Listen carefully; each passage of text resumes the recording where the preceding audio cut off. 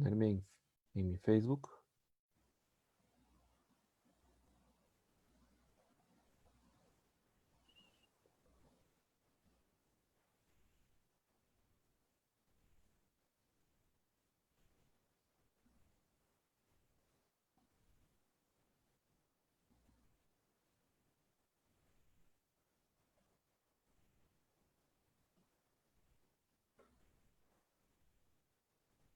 Y ya estamos. Sí, creo que ya estamos en línea, ya podemos Sí, señor. comenzar. Se Eh, quedó congelada la imagen Vamos a confirmar simplemente que ya esté todo bien. al menos, no sé por qué, en mi Facebook aparece como que estuviera congelado. Ok, déjame para revisar. Oh, ya está. Sí, señor. Ok, bueno, Bueno, buenas noches, Camilo. por Buenas favor. noches Buenas noches, Brian. Qué gusto. a todos los que nos siguen a través de Israel Sin Frontera y también que nos están acompañando por otros medios, ¿verdad? El grupo también de cristianos, ¿verdad? Que se nos han unido en las últimas semanas también a estas charlas. Y agradecerles una vez más, así como las últimas semanas, por estar con nosotros. Camilo, pues, no sé, un cordial saludo a vos hasta allá, hasta Quito, desde acá, desde San José.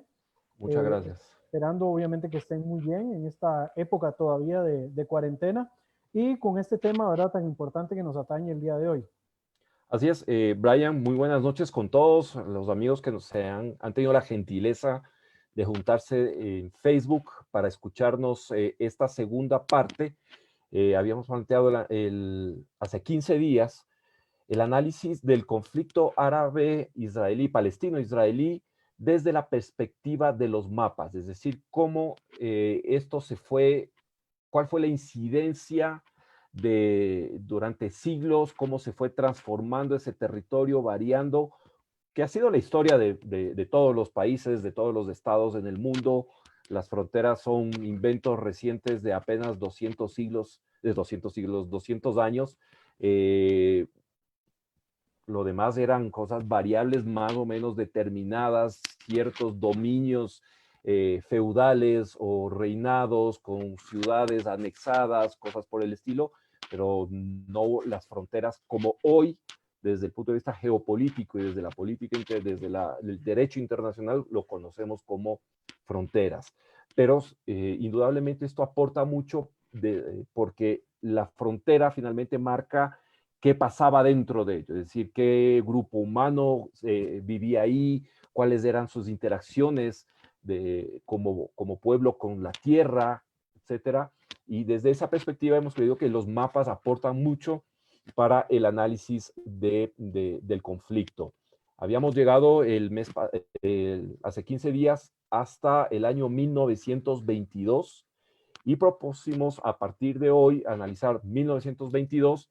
Confiemos que el tiempo nos dé y podamos llegar hasta la actualidad, pero lo que siempre queremos es más allá de lo evidente, digamos, ir contando también anécdotas e ir contando sobre todo el contexto, que es lo que muchas veces se pierde lastimosamente cuando tratamos de hacer estos resúmenes cortitos, y por eso les agradecemos que tengan la paciencia y que tengan además el interés de entrar al análisis un poco más profundo, más detallado, qué era lo que pasaba, por qué se tomaron las decisiones que se tomaron en ese momento, qué influyó en ello. Y eso es lo que proponemos a través de el programa que ya es su segundo capítulo, que es Conexión 972. Para quienes no estén familiarizados, el código 972 es el código telefónico de Israel y claro, nuestra propuesta es analizar Israel y el Medio Oriente.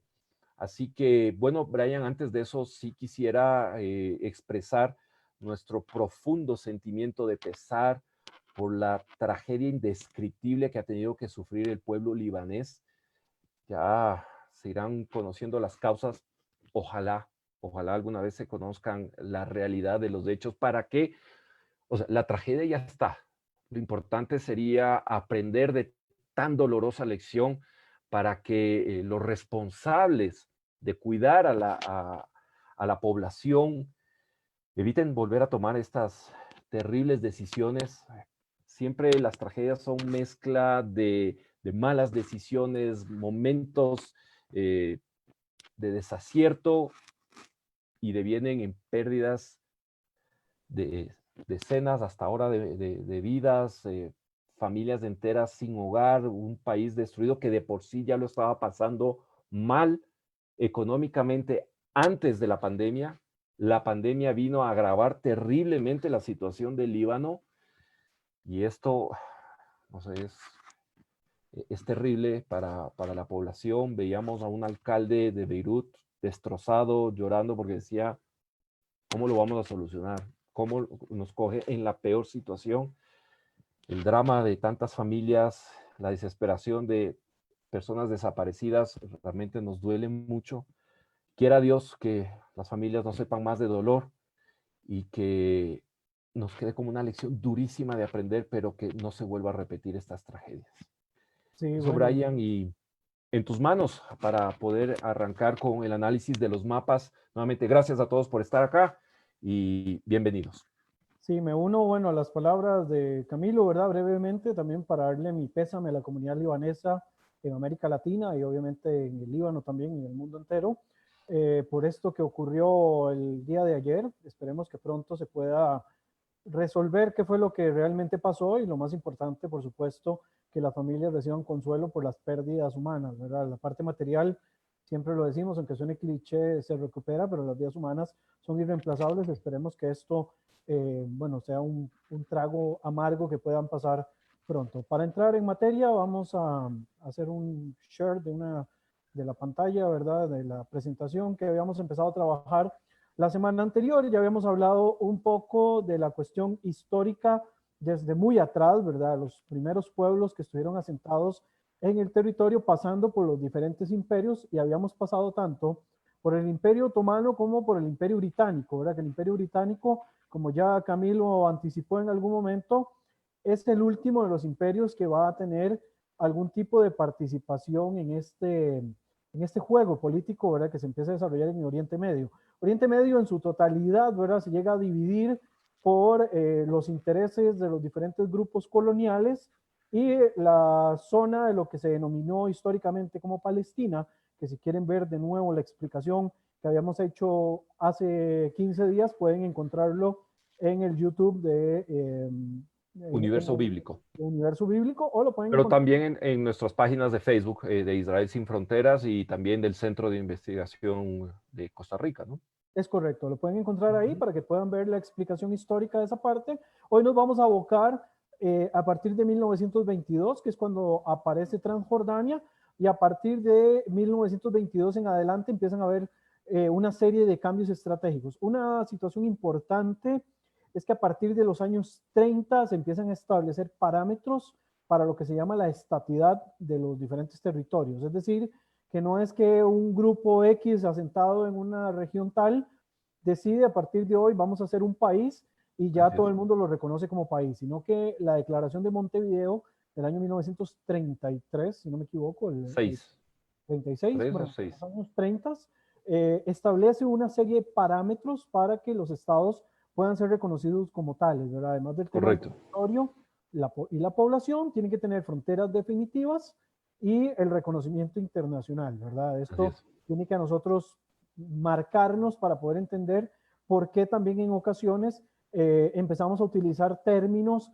que posteriormente se han popularizado de otra manera, como la cuestión de territorios bajo ocupación o territorios en disputa, ¿verdad? Esto tiene que ver mucho con la situación de la estatidad, a pesar de que popularmente les quieran llamar de una manera jurídicamente hablando, que es lo que nosotros venimos a abordar en este espacio, tiene un nombre específico desde el punto de vista jurídico. Ok, en 1922, lo último que habíamos dicho es que se había creado Transjordania, ¿verdad? Que nace como un tipo califato en un inicio, posteriormente se convierte en el reino transjordano y por último se convierte en el reino hachemita de Jordania, esto a partir de los años 50.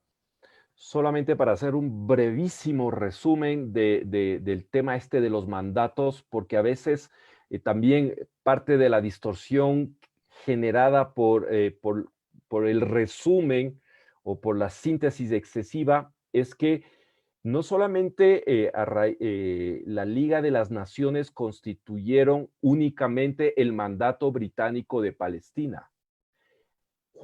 Se crearon varios mandatos en el mundo de 3 categorías que lo habíamos repasado la vez pasada, la anterior ocasión. Aquellos que aparentemente estaban más desarrollados eran los mandatos categoría A, y fueron 3 básicamente: el mandato británico de Palestina, el mandato británico de Mesopotamia o Irak, y el mandato francés de Siria, Líbano, ¿no?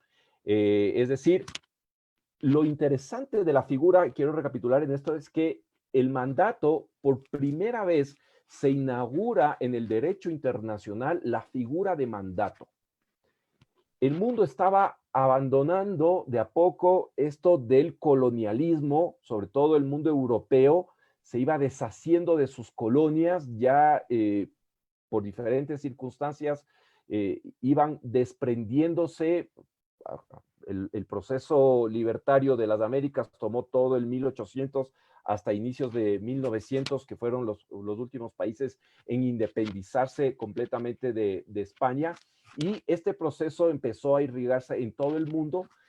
También se constituyeron los mandatos de África, mandatos en Asia, y el objetivo del mandato, al contrario de lo que suelen vender un poco la imagen de que era una forma de perpetuar el colonialismo, es todo lo contrario, porque el mandato establece en sí que la obligación del mandante, es decir, del imperio o de la potencia que ejerce el poder y la administración, es generar, y lo dice explícitamente, generar el desarrollo de esos territorios para que en su debido momento la población nativa tome la administración de ese territorio, ¿no? Entonces, a ver,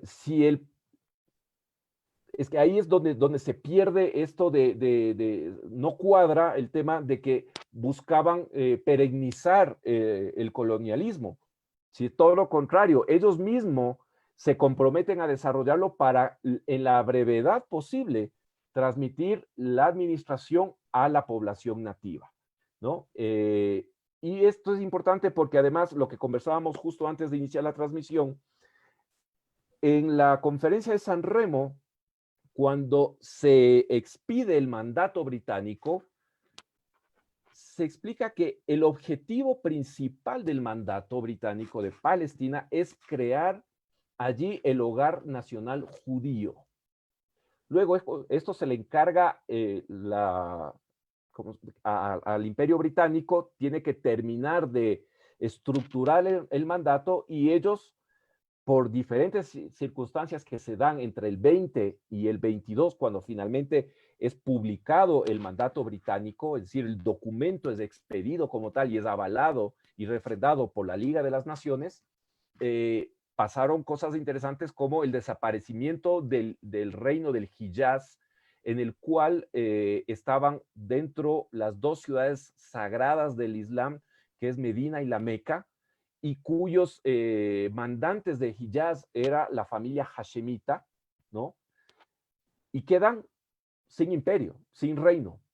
Y en ese momento llegan a un acuerdo con el Imperio Británico, y a uno de los hijos le asignan Transjordania, el territorio de Transjordania lo asignan el Imperio Británico, y al otro hijo, Faisal, le dan el mandato británico de Mesopotamia, o lo que se conoce como Irak, y así partieron estos 2 reinos. O sea, hay veces que se escucha es que Israel fue algo creado artificialmente.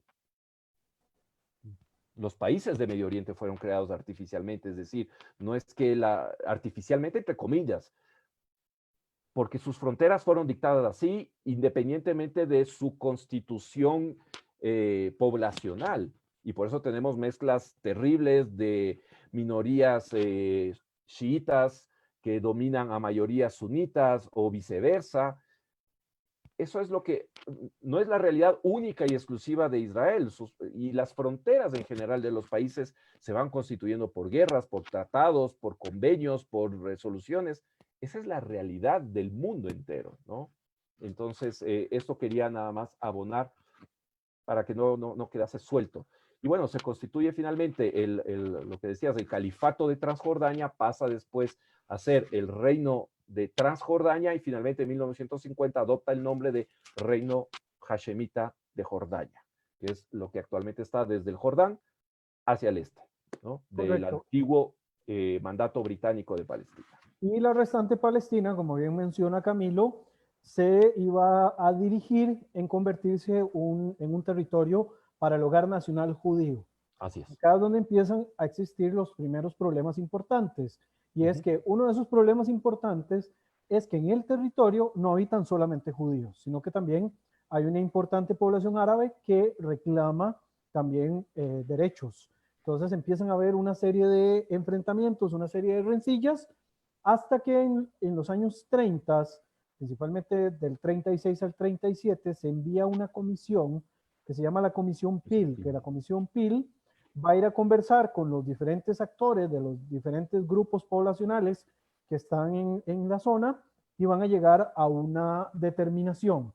Y es que las dos poblaciones tienen derecho también a tener algún tipo de autonomía, pero por el otro lado, ambas poblaciones no pueden convivir bajo un estado único. Entonces, la propuesta de Peel es que se cree dos realidades diferentes y vamos a ver los diferentes mapas que se proponen para poder llegar a Peel. Obviamente, Peel no se llega a ejecutar. Estamos en el pleno periodo, ¿verdad? Donde se empiezan los tambores de guerra cada vez mucho más fuertes, ¿verdad? Hasta que ya caemos en la parte trágica de la Segunda Guerra Mundial y que posteriormente, a partir del 45, con la aparición de las Naciones Unidas como sustituto, bueno, heredero en realidad Heredero de la de Liga de la las Liga de las Naciones, Naciones. que la Así Liga de es. las Naciones nació, digamos, para intentar evitar ese tipo de conflictos, al final no lo logra, ¿verdad? Las Naciones Unidas nacen con la misma intención, es la que se mantiene vigente hasta este momento, es a partir de las Naciones Unidas que los procesos de descolonización se hacen más rápidos o más Así es.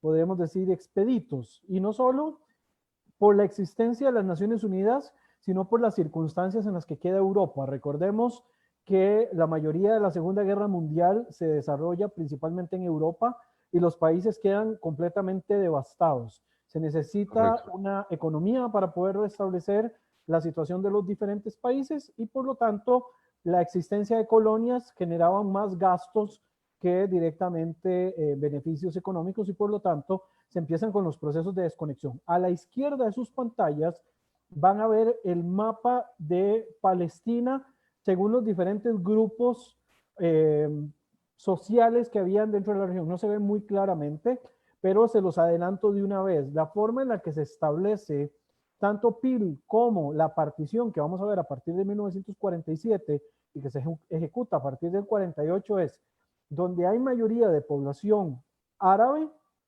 ese territorio se destinaría para conformarse como un estado árabe. En los lugares donde había mayoría de población judía, esas partes iban a quedar para ser un estado judío. Por eso cuando vemos el mapa del 47, vemos esa atrocidad de mapa, pero es porque la organización territorial de la zona lo generaba de esa forma. Si ven la Correcto. fotografía que está, o el dibujo que está al lado de derecho, vamos a ver una imagen muy conocida de los relatos bíblicos, que es cuando llegan las dos mujeres con un solo bebé frente a Salomón y Salomón decide partan el bebé en dos, ¿verdad? Y entreguen un pedazo a cada uno. Fue la decisión en la mayoría de los casos de todos los asuntos coloniales que realizaron tanto franceses como británicos, que era partir diríamos así, en Costa Rica diríamos popularmente, partir el ayote por la mitad y darle una mitad a cada Que es parte. un ayote, valga la... Es como una calabaza. Ah, ok. Partir como la calabaza a la mitad, darle una mitad a cada uno. Si ustedes ven un elemento que a veces se omite, porque se utiliza mucho la retórica más que el argumento, es que en el dibujo se habla de Palestina como una región, ¿verdad? Directamente, que es lo que va a partir Chamberlain.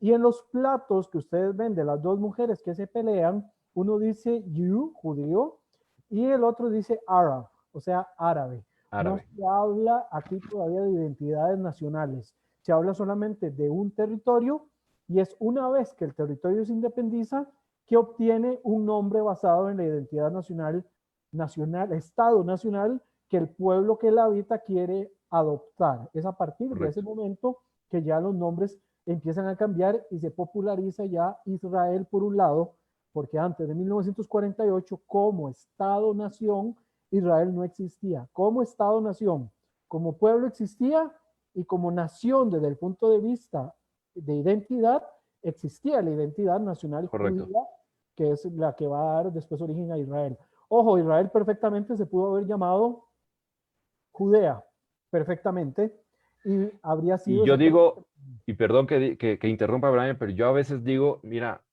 si es que quienes redactaron la Declaración de Independencia hubiesen dicho, vamos, conformamos el Estado palestino judío de Israel, la identidad palestina quedaba como tal prendada a los judíos y que de hecho, aquí valga un poco de anécdota, como de hecho, permanentemente, cuando se hablaba de Palestina, se referían a los judíos.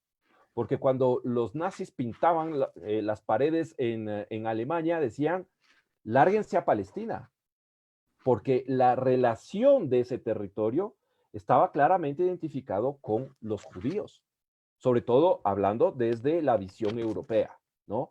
Y algo que sí ves en esta caricatura, que también te dice claramente que la identidad como tal pertenecía tanto a la una madre como a la otra, Palestina. Es decir, ambas estaban plenamente identificadas como su identidad territorial en ese momento. Correcto. Más allá, Theodor Herzl cuando habla de Palestina, porque claro, era la conexión y era como en ese momento se le conocía a ese territorio, como ya habíamos analizado, sin que haya tenido una autonomía, una independencia o un estado, ni mucho menos, ¿no? Pero el territorio como tal estaba fuertemente ligado desde lo judío, ¿no? Exacto. Entonces es interesante, ¿verdad? Todos estos señalamientos y esto me lleva a la siguiente filmina, que son las diferentes propuestas de plan de partición, donde vamos a ver una interesante situación. Todas las zonas en verde iban a ser eventualmente un estado árabe o parte del estado árabe. Correcto. Todas las zonas en color, podríamos decir naranja, no sé, Naranja. iban a ser parte de un estado judío y todas las regiones en amarillo iban a tener un mandato especial, ya sea que como Jerusalén, que iba a quedar bajo la figura del Corpus Separatum, que dicho sea de paso, Era ni una figura Jerusalén nueva, inexistente en el mundo, ¿no? ni Jerusalén ni Belén llegan nunca a ejecutar el corpus separatum y de ahí podemos después explicar cuando hagamos el programa solo exclusivo al tema de Jerusalén, todos esos territorios iban a quedar, no iban a quedar ni en manos de uno ni en manos de los otros. ¿Cuál va a ser acá la situación interesante? Si vamos a ver, en la mayoría de los mapas, el territorio mayoritario lo tienen los árabes. Correcto. Poblacionalmente eran más, podemos decirlo así, los judíos tenían su población importante, tenían instituciones, de hecho que levantaron instituciones antes siquiera de tener un Estado. Eso es un elemento que tiene siempre que ser bastante importante de recalcar.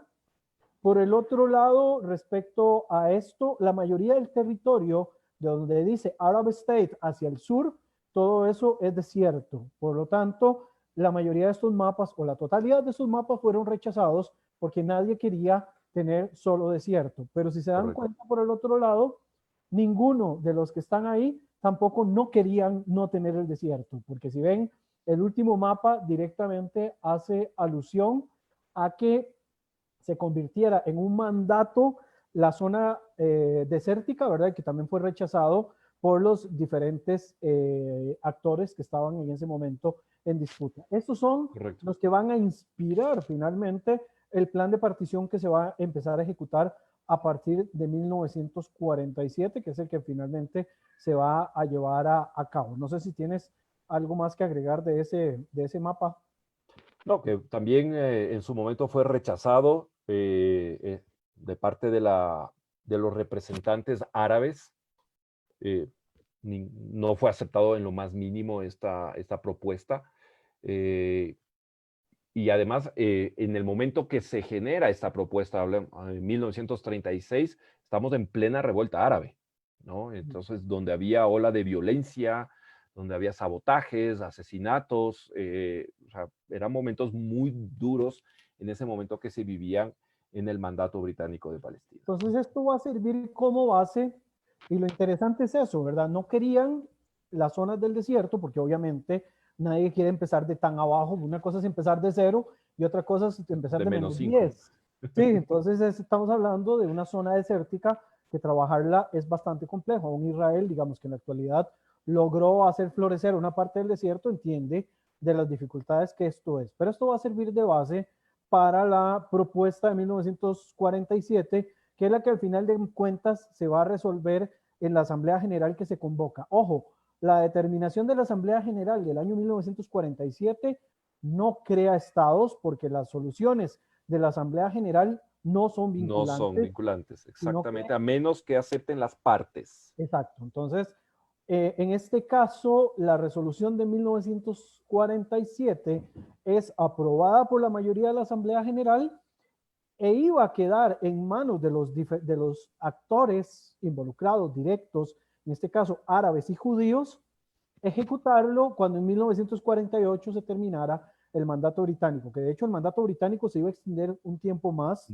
Tiempo pero más. los británicos decidieron terminar Nos antes. vamos, Estaban nos vamos. hartos de tener que lidiar con gente que se peleaba por swampos, por desiertos y por zonas que a veces hasta malaria tenía, ¿verdad? En algunos casos. Yo sí quiero acá detenerme un poquito de cómo llegamos a una resolución 181, porque también en la retórica, en la narrativa, se nos vende a veces la idea de que fue un regalo por de los, o hay dos versiones, o fue un regalo del imperio americano, británico y francés que le regalaron a los judíos por un cargo de conciencia, o fue una continuación del plan colonial de las potencias, etcétera.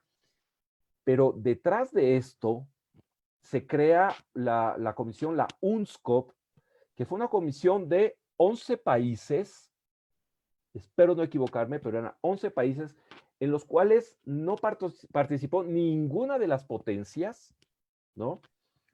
Viajaron los representantes de esta comisión de la UNSCOP, estuvieron semanas en territorio recorriendo las diferentes ciudades de mayoría judía, de mayoría árabe, y ahí si uno lee un poco las crónicas de lo que fue sucediendo, los judíos, las comunidades judías, las ciudades, los recibían a la gente de UNSCOP con algarabía, con felicidad, y les hacían ver el trabajo, cómo han resucitado esas ciudades, cómo crearon Tel Aviv.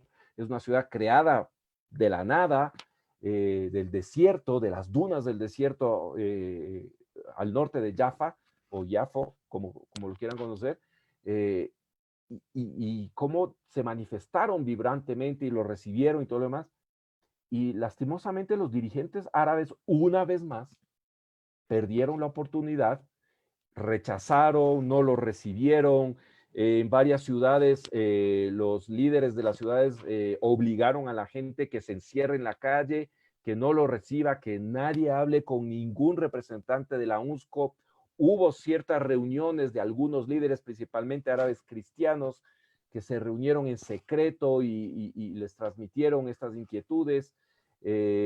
Una de las grandes preocupaciones que tenía la gente del UNSCOP, de esta comisión, era qué iba a pasar cuando, si es que los árabes rechazaban y se lanzaban en una guerra contra, porque ya se anunciaba, había ya voces beligerantes en contra de la presencia de sea de un estado, de una autonomía judía en ese territorio.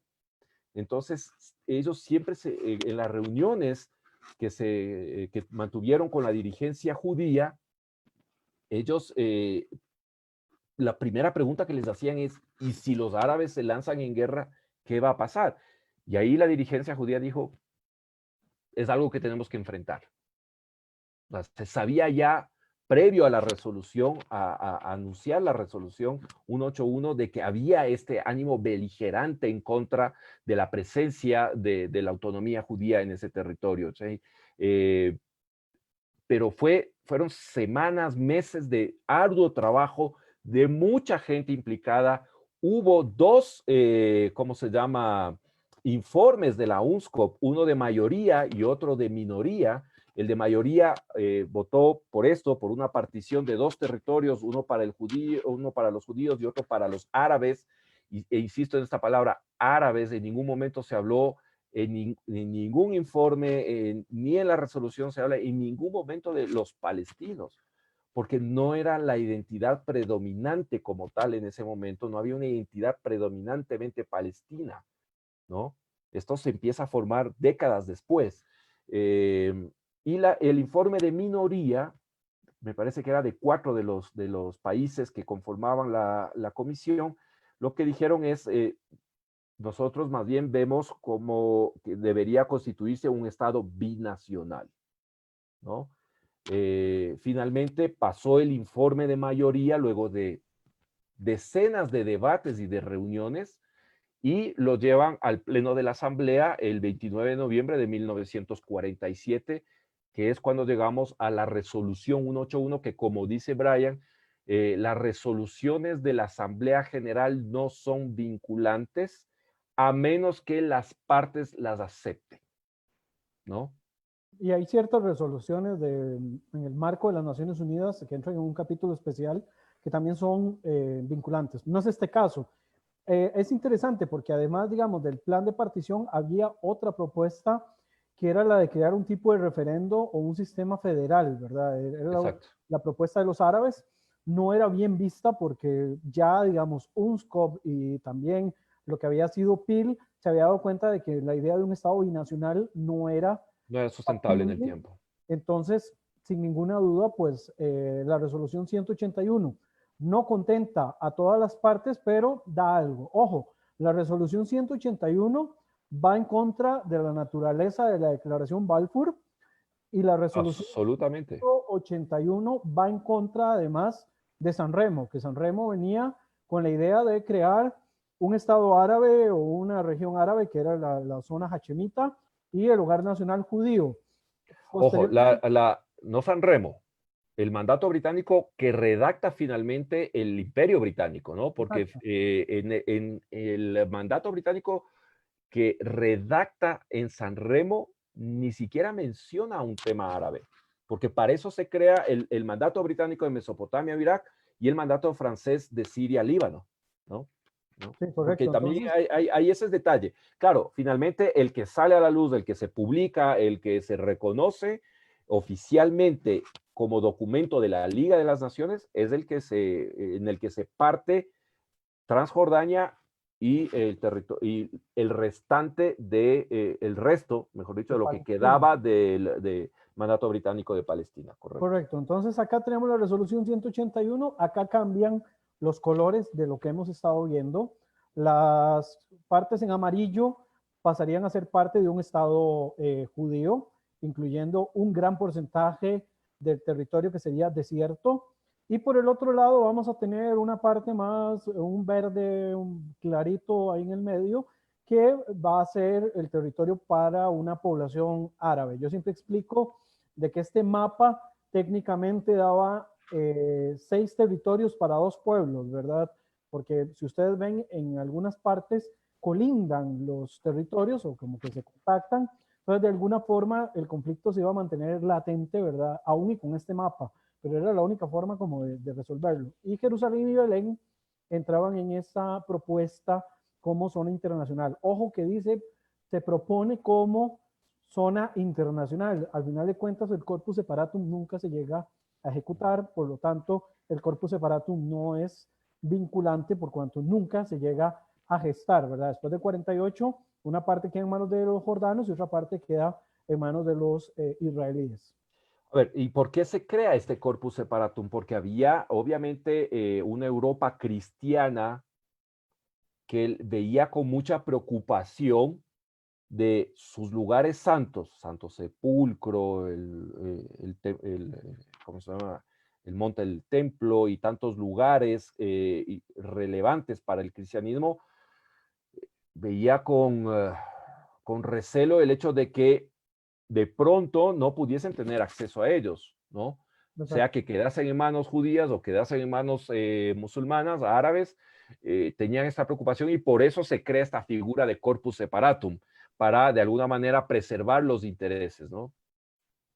Exacto, entonces por esa razón es que se hace de esa forma. Bueno, el 14 de mayo del 48, me pasé de filmina, el 14 de mayo del 48 se aprueba, digamos, no se aprueba, perdón, empieza el proceso de salida de los británicos del territorio y a partir de esa salida de los británicos del territorio, lo siguiente que se tuvo que haber dado era la declaración de independencia de los dos grupos, de judíos Correcto. y de árabes. De nuevo, las Naciones Unidas no establecen dos cosas que es importante hacer señalamiento. La partición no se da por la Shoah, por el Holocausto. Sin embargo, podríamos pensar de alguna manera de que la Shoah va a acelerar el proceso, ¿verdad? Porque de alguna Un manera también catalizador que acelera, muchos indudablemente. de los judíos terminan huyendo hacia este territorio, ya sea de manera clandestina o de manera pues directa. Y por el otro lado, las Naciones Unidas no crean países, ¿verdad? Que eso es algo muy importante. Los países o los territorios son los que declaran su propia independencia y a partir de ahí ellos le ponen el nombre que les dé la gana ponerle al territorio. Pueden dejarle el mismo Y que pone tenían su capital donde les dé la gana, y ponen la valga la, capital donde les dé la gana. También, eso así en, que ya vendrá ese tema también. correcto. Cuando hablemos de Jerusalén, vamos a entrar un poco en ese detalle que de alguna manera tiene sus partes polémicas, pero algunos la tenemos un poco más clara que otros al respecto. ¿Qué es lo que ocurre? Entonces, en el 48, por un lado, los judíos declaran su independencia y por el otro lado, los árabes no declaran su independencia, sino que por el contrario, vamos a tener a un grupo de países árabes que van a intentar destruir el recién creado Estado judío. Al final de cuentas, van a perder esta guerra. Esta primera guerra Israel la pierde, por cierto, no fue por el soporte de los Estados Unidos. La mayoría de las armas que consiguen, Israel la gana, perdón, se te fue perdón, Israel un gana lapsus. esta guerra contra los árabes y no es gracias a los Estados Unidos que Israel gana esta guerra, porque la mayoría de las armas las consiguen por medio de Checoslovaquia y países del bloque soviético, que es un detalle. Ese detalle, mi querido Brian, curiosamente, ese detalle se le olvida a la izquierda latinoamericana, cuando sostienen, no, es que Israel es un proyecto del imperialismo americano implantado en Medio Oriente. Pues resulta que Estados Unidos no le vendió una bala a los judíos porque tenían un embargo de armas establecido para todo el mundo. A ver, y tampoco es que lo hicieron porque eran antisemitas y tenían algo en contra de los judíos. Venía Estados Unidos gastando millones de vidas y miles de millones de dólares en recursos para derrotar a Alemania en Europa. Lo último que quería era verse dentro de 2 años nuevamente involucrado en un conflicto. Y toman esa resolución de generar el embargo. ¿De dónde se provee eh, en ese momento Israel? ¿De dónde se provee de armas? Justamente de la República de Checoslovaquia. Pero ¿bajo qué auspicio? Es que los checos podían hacer lo que querían. Finalmente fue la Unión Soviética la que vendió armamento a través de la República Checa, porque tampoco lo podía hacer abiertamente porque en teoría también mantenían un embargo, porque fueron las potencias ganadoras de la Segunda Guerra que impusieron un embargo de armas a nivel general para obviamente calmar los ánimos luego de una guerra que costó decenas de millones de vidas. Entonces, curiosamente, me llama siempre la atención de que la izquierda latinoamericana se olvida de ese detalle, que quien realmente ayudó con armas y con apoyo político fue la Unión Soviética a Israel. No fue Estados Unidos, ni el Imperio Británico, ni menos Francia, ¿no? Correcto. Curiosamente, digo, Es se un les detalle olvida que eso. siempre se omite. Además que los soviéticos son de los países que votan a favor del plan de partición, eso por un lado, y fueron de los primeros países también en reconocer a Israel y darle, permitirle ser parte de las Naciones Unidas. Así que Parece que se cayó la transmisión en vivo. a mí me sigue Sí, saliendo acá. a mí me sale como que se paró. No, As- no, estamos, perdón. De pronto yo, mil disculpas con todos. Bueno, no hay Algo problema. presioné. Entonces también reconocer el papel de la Unión Soviética en esto, obviamente ya después en el marco de la Guerra Fría las alineaciones cambian Ujú. pues, con el paso del tiempo, pero eso será en materia para otra charla. Sigo porque el tiempo nos va a ganar una vez más. Eh, este mapa que ustedes ven acá es el mapa resultado de esa primera guerra árabe-israelí, la guerra de independencia. ¿Qué es lo que va a generar? Bueno, va a generar técnicamente que desaparezca la proyección de dos estados para dos pueblos, que fue, digamos, por lo que se hace la resolución 181. Aquí técnicamente tenemos tres estados dentro del territorio. La solución de la partición desapareció por completo acá. Todas las regiones de Judea y Samaria son tomadas por los transjordanos, incluyendo el este de Jerusalén y Belén. La zona occidental de Jerusalén queda en manos de los israelitas, de los israelíes, perdón.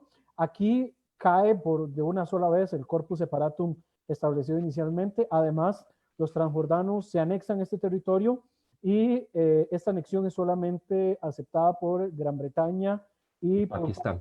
fuera de esto nadie más reconoce este Correcto. proceso de anexión y luego la franja de Gaza queda bajo administración egipcia. No Eh, lo anexa. Eso es una diferencia de qué pasó con el territorio de Judea y Samaria y qué pasó con Franja de Gaza. Judea y Samaria fue anexado por el reino de Jordania, a pesar de que no fue reconocido por ningún estado excepto el Imperio Británico, perdón, Gran Bretaña y Pakistán. Pero Gaza no pasa a ser anexionado por Egipto, sino queda bajo administración de Egipto. Y un detalle acá, nada más, que lo que vemos, lo que delimita, que vemos ahí, si pones de España, que pasa a llamarse así, no es una frontera. Eso fue lo que vemos ahí, que por eso se llama, debería haber estado en verde, es la línea verde, que fue la línea del armisticio, es decir, fue el lugar donde las dos fuerzas, la árabe y la israelí, detuvieron la lucha armada, ¿sí? Pero no es que se estableció frontera, y ese detalle es importantísimo para lo que va a ocurrir después, ¿no? Correcto. Y ahora, una parte importante de esto es el periodo que toma cada territorio, ¿verdad? Para que se declare la línea verde, la línea de no agresión.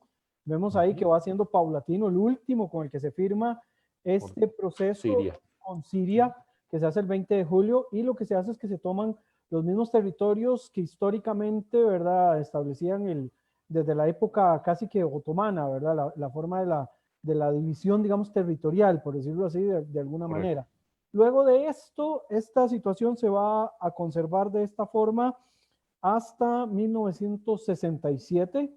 Aquí hay un evento interesante, por lo cual también Gaza en la situación de administración se convierte en un elemento importante, y es que en 1964, desde el Cairo, en Egipto, se hace el lanzamiento de una nueva plataforma para lo que se llamó la liberación de Palestina. Cuando se habla de la liberación de Palestina, se habla abiertamente de la destrucción del territorio otorgado a Israel, y a partir de ahí lo que se ve es las intenciones de los países árabes para su destrucción. En el 64 se funda la Organización para la Liberación de Palestina, cuyo objetivo principal era destruir a Israel. Así lo decía su carta fundacional. Ya conforme fueron pasando los años y fueron cambiando las situaciones en el terreno, moderaron el discurso ellos, pero todavía hay una organización que proclama exactamente lo mismo en su carta fundacional, como lo es el Hamas. Por lo tanto, vemos que este anhelo de destrucción contra el Estado judío se mantiene latente, digamos, hasta la fecha actual. Entonces, este va a ser el control importante que va a hacer Egipto desde Gaza. De hecho, que ese control de Gaza va a ayudar para que en la guerra del 56, ¿verdad? La guerra que se hace por el tema del canal de Suez, desde ahí se hacían lanzamientos de fedayines, ¿verdad? De terroristas palestinos que intentaban atentar a lo interno de Israel. Y obviamente una de las intenciones que tuvo Israel, además de aliarse con sus aliados del momento, que eran Gran Bretaña y Francia, también era ponerle un freno a estos atentados. Directamente al terrorismo de los fedayines palestinos que salían desde ese lugar. Y obviamente esto se va a ir escalando hasta que llegamos directamente a la guerra de 1967, que es la guerra de los 6 días, que es la que va a cambiar sin ninguna duda no solo el panorama del territorio, sino también la moral de los países árabes con respecto a Israel. Quiero solamente hacer hincapié en algo que ya dijiste, Brian, es la carta fundacional de la OLP, la Organización para la Liberación de Palestina. Este detalle es supremamente importante. Cuando se funda la OLP, no se funda para crear un Estado palestino en los territorios de Judea, Samaria y Gaza. Tomen siempre en cuenta esto. La carta fundacional de la OLP es para liberar Palestina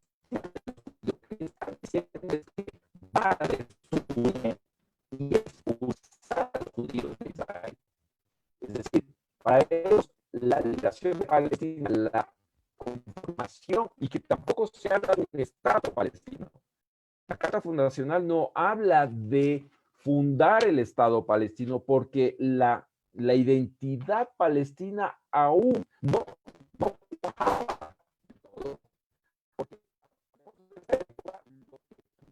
el mundo árabe era este sentimiento panarabista, es decir, de generar un país árabe en todo el territorio.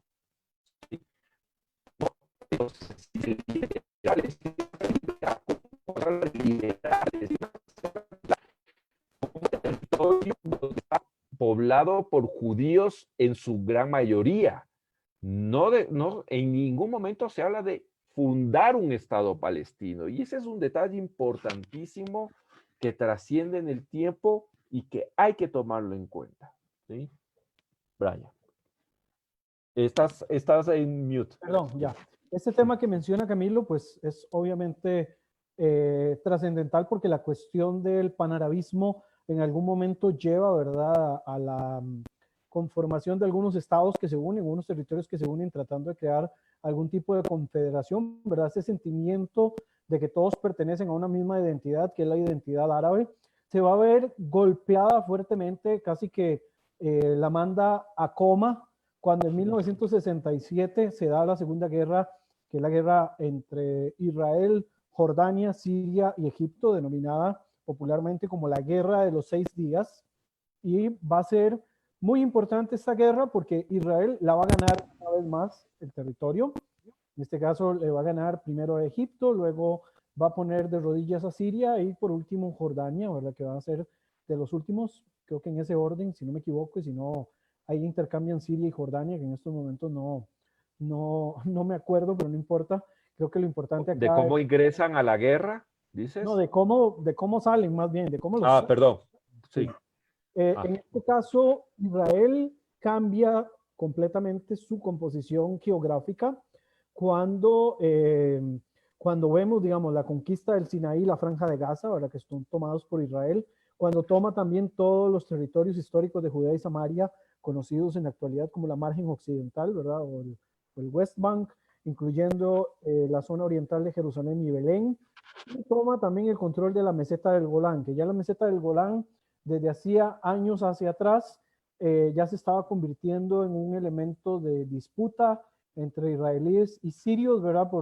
Primero, por la posición geográfica que tiene, estratégica, al ser una meseta, desde ahí los ataques contra territorio israelí se hacían muy sencillos y la respuesta se hacía muy complicada. Y le había costado la vida a varios habitantes israelíes de ese De los territorio. O sea, filipinos, era de la pan zona de todos los días casi, asesinatos de francotiradores, porque hay que pensar, el territorio es extremadamente plano y de pronto tienes mesetas muy verticales, de 200, claro, no son demasiado altas, pero te dan una ventaja logística importantísima, ¿no? Exacto. Y también tiene afluentes de agua muy importantes, ¿verdad? Que alimentan varios de los ríos que están en Israel, ¿verdad? Entonces esto Así es. obviamente ya convenía llegar a algún tipo de solución. La guerra más bien se prestó para que Israel pudiera resolver esa crisis que tenía con Siria, principalmente temas de seguridad y por supuesto la cuestión hídrica, ¿verdad? Que no es exclusiva de Israel, pero que también de ahí bastante del agua que alimenta los ríos en Israel, pues es Mi trascendente. querido Brian, me están poniendo un mensaje y justamente cumpliendo con el pedido de la gente que cuando yo estuve explicando el tema de la OLP, de la Fundación de la Organización para la Liberación de Palestina en el año 64, quiero explicar esto. Decíamos que la carta fundacional de la OLP habla de la liberación de Palestina como un territorio, mas no habla en ningún momento de fundar un Estado palestino. No lo habla incluso ningún país árabe, porque el espíritu que primaba en el mundo árabe era el panarabismo, que es una especie de cooperación de todos los países árabes, una gran república, un gran estado de países árabes. Entonces, Camilo, el, perdona, sí, no sé, muy extrañamente, pero cuando estabas explicando, la señal empezó como a entrecortarse. también, nuevamente, Sí, ¿será que tenemos infiltración? ¿No quieren hagamos, que explique qué pasó con la LP? hagamos una cosa, explíquelo sin mencionarlos.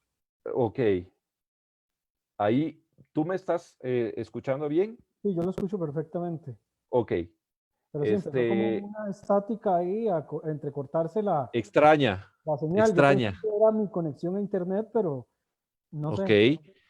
Bueno, nuevamente, lo que buscaban en ese momento era finalmente el propósito, mejor dicho, de por qué es para erradicar a los judíos, destruir Israel, no para otra cosa, ¿no? No para crear un Estado. Entonces, esta parte muy la fundacional no se habla jamás en ningún momento de la creación de un Estado palestino. ¿Ok? Perfecto. Si no, igual, en todo caso, bueno, en términos generales, ¿verdad? Lo que explica Camilo es que esta organización, ¿verdad? Se crea con la intención eh, de liberar el territorio, ¿verdad? Para seguir dentro de los planes de mantener esta cuestión de la identidad árabe, pues latente como una gran masa, ¿verdad? Que todos los unía un mismo factor. Ya después va evolucionando, ¿verdad? Y se va convirtiendo en una organización que además de tener un brazo armado, se convierte también en una organización con un brazo político. Esto, por supuesto, le ha valido eh, que se ha tachado de traidor, ¿verdad? Desde los años 80, principalmente, que hayan sido tachados de traidores, y a partir de ahí es que surge el otro movimiento de liberación que nace también con la misma intención, que es el Hamas, ¿verdad? Luego ahí aparece la yihad islámica, que quizás tiene también una importancia no tan fuerte como el Hamas, pero que también entra dentro de la misma dinámica. Dinámica, sí. Exacto. Mira, Pero en términos generales, lo que explicó Camilo con voz de R2D2 era exactamente eso. Algún sabotaje. Nada, nada nada es gratuito. Pero bueno, seguimos. Ok, entonces, Algo que también muchas veces la narrativa le gana a los hechos, es decir, que la guerra de los 6 días fue una guerra de expansión de Israel, cuando la realidad del análisis histórico es que fue una guerra netamente de defensa. ¿Qué es lo que sucede días antes, semanas antes de la guerra de los 6 días? Anwar Sadat, no, Gamal Abdel Nasser, sí. Gamal Abdel Nasser, perdón, Más para adelante. me fui muy adelante. Nasser lo que hace es justamente concretar este deseo de unir a los países árabes, viaja hasta Amán, viaja hasta Damasco, firma acuerdos de que si uno entra a una guerra, todos entran a la vez, por un lado. Días antes, ¿qué pasaba en la península del Sinaí? Como había mencionado Brian, hubo una primera guerra en el año 56, donde al finalizar esta, las Naciones Unidas instalaron fuerzas, los famosos cascos azules, estas fuerzas que ni estorban ni hacen nada, pero bueno, habían fuerzas instaladas de las Naciones Unidas en la península del Sinaí. Se había firmado un acuerdo en el 59 de que tenía que haber una separación de ejércitos, tanto desde el lado israelí como desde el lado, ¿cómo se llama? Desde el lado egipcio. Y ya en ese momento, Egipto lo que hace semanas antes es expulsar a las fuerzas internacionales, es decir, a estas fuerzas a este ejército, no ejército, estas fuerzas de las Naciones Unidas, los expulsa de la península del Sinaí, cierra el canal de Suez al paso de barcos israelíes y cierra además lo que vemos en el mapa hacia el final, que es esa puntita que se llama el Estrecho de Tirán, es decir, no permite que barcos israelíes puedan salir al Mar Rojo, porque el puerto más meridional de Israel es Eilat, desde donde partían barcos para entrar al Mar Rojo, pero necesitaban pasar por el Estrecho de Tirán. Entonces, todos estos movimientos los hacen tanto Egipto, que empieza además no solo de retira a las fuerzas internacionales, sino que empieza a movilizar brigadas blindadas hacia la península del Sinaí. Siria también empieza a movilizar ejército hacia la frontera. Jordania es el que menos moviliza, a pesar de que hubo también movimientos del ejército, pero vamos, dentro de, si lo comparamos el ejército egipcio y sirio con el jordano, el jordano era mucho menor en capacidad bélica, ¿no? Además entran tarde y entran motivados por información falsa, ¿verdad? Que Recordemos además, que a sí. través de la radio egipcia empezaban a anunciar de que ya iban por tal lugar, por Beersheba, por ejemplo, que iban llegando a Jerusalén, no sé qué, y aquellos se sentían inspiradísimos en que de verdad iban ganando la guerra cuando les estaban Y dando vamos. hasta para llevar, ¿verdad? Correcto, correcto, sí. O sea, lo que pasó es que viendo todos estos movimientos, la inteligencia israelí dice, es ahora o si no actuamos ya, nos atacan y claro, el ejército egipcio, sobre todo la aviación egipcia, era una enorme amenaza para Israel y por eso lo primero que hace Israel es atacar justamente a la Fuerza Aérea Egipcia. Lo hace a las 8 de la mañana. ¿Por qué? Porque la inteligencia determinó que a esa hora era cuando la mayor cantidad de aviones egipcios estaban en tierra, ¿no? Entonces, hace este movimiento, destruye la mayor amenaza porque en pocas horas prácticamente borró la Fuerza Aérea egipcia. Y lo que tú mencionabas, además, los radares jordanos captan movimiento de aviones y la inteligencia militar egipcia le dice a los jordanos que son los aviones egipcios que están yendo hacia Israel para bombardear Tel Aviv y Jerusalén. Entonces, aupados por esto, es que entra Jordania también al combate, ¿no? Pero bueno, realmente es una victoria aplastante, humillante para los árabes, porque fueron 3 ejércitos contra 1, y además una de las guerras más cortas, 6 días. Entonces, realmente, y lo que provoca es que Israel triplique su territorio, pueda soñar con tener algo de petróleo, porque la península de Sinaí tiene pozos petroleros. Entonces, realmente la conquista territorial más allá del espacio era además desde el punto de vista logístico, alejaba la amenaza egipcia, por eso la península del Sinaí, y por otro lado también retenía pozos petroleros que, vamos, para la década de los 60, para un país sin ningún recurso natural prácticamente, para Israel era una ganancia enorme, ¿no? Pero esto fue una guerra de defensa, además de las múltiples amenazas públicas de destrucción que lo hacían los líderes árabes, del presidente Nasser y todos, ¿no?